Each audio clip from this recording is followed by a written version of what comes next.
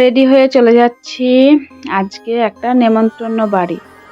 আমার মা বাবার গুরুদেবের নাম কীর্তন হচ্ছে তাদেরই এক গুরু ভাইয়ের বাড়িতে।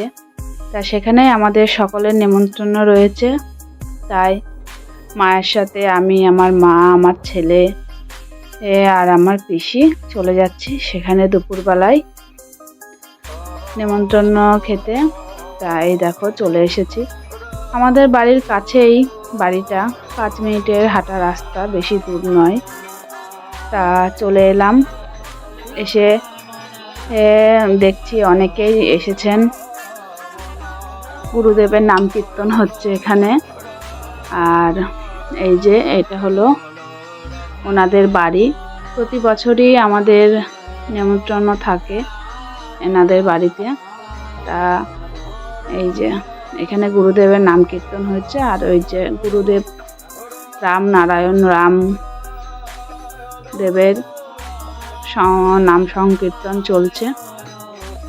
অনেক শিষ্য এখানে রয়েছেন।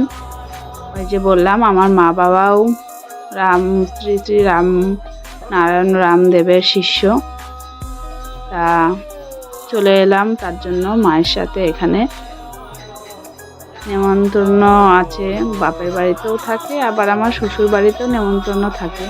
তা আমি যেহেতু বাপের বাড়িতে আছি তাই মায়ের সাথে চলে এলাম, না হলে শ্বশুর বাড়ি থেকে আসি।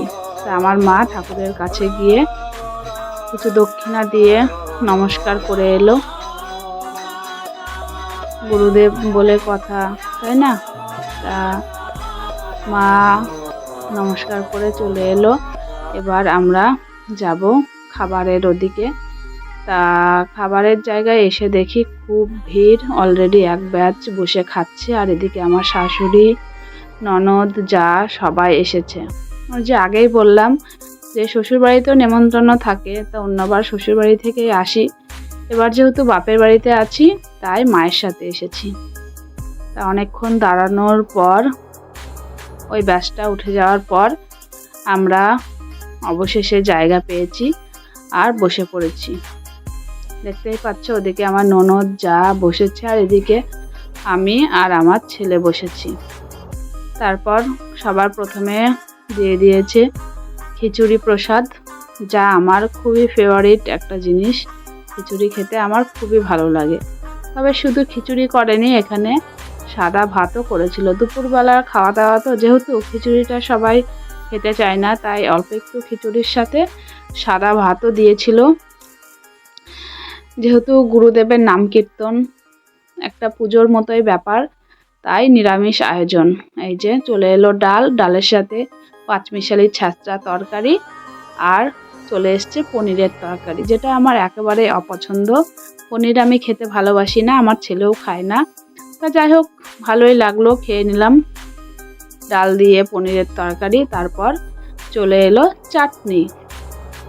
আর এই যে এদিকে সবাই খাচ্ছে, দেখেছ, সবাই খেতে বসেছে। আমারও খাওয়া হয়ে গেছে। নিরামিষ হলে হবে কি, খুবই সুস্বাদু তৈরি হয়েছিল খাবারটি।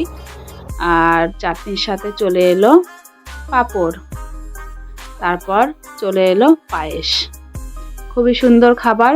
যাই হোক, পেট ভরে খেয়ে নিলাম আমরা সবাই মিলে। দুপুরের খাওয়া দাওয়াটা বেশ জমে গেল। তারপর খাওয়া দাওয়া করে এবার যাচ্ছি বাড়ির দিকে। তা তোমাদের ভিডিওটি কেমন লাগলো অবশ্যই জানিও। আর সবাইকে জানাই রাম নারায়ণ রাম দেবের অনেক অনেক শুভেচ্ছা ও অভিনন্দন। তা আজকের মতো টাটা।